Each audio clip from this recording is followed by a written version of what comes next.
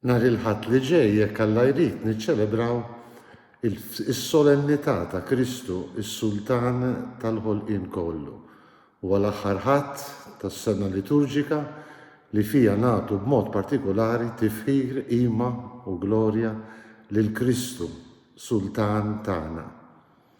Għal din ir-riflessjoni nġbart fil-kappella ċkejkna tal-kunvent tagħna ta' San Salvaturi dedikata lil San Nikola Tavelic u sħabu martri. Dawn huma l-ewwel martri tal-kustodja tal-art imqazza. Minn hawnhekk insellmilkom u nistedinkom għal 209 riflessjoni 3 minuti mal-Patri.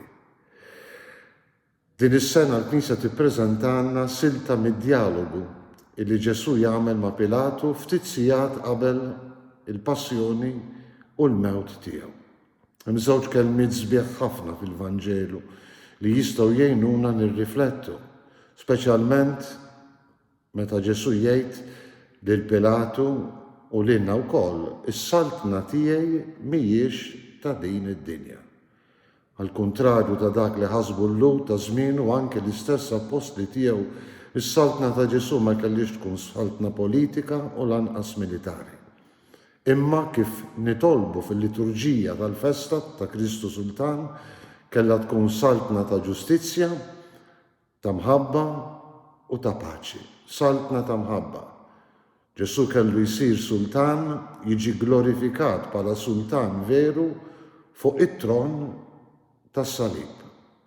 Propju fil-mument tal-għotja sħiħa tiegħu fl-imħabba għall-fidwa tagħna, Ġesu juri kemm kien verament sultan. Sultan mhux ta' din id-dinja, imma sultan li waqqaf saltna imsejsa kompletament fl-imħabba. U fl-imħabba vera, fl-imħabba li hija il-verità. Kelma oħra tal-Vanġelu sabiħa immens hija meta Ġesu jgħid lil Pilatu u jgħid lilna wkoll illum u kull min jisma' u kull min ifittex il-verità jisma' leħni. Kull min irid jifhem il-verità tal-ħajja irid jisma' l-leħen ta' Ġesu.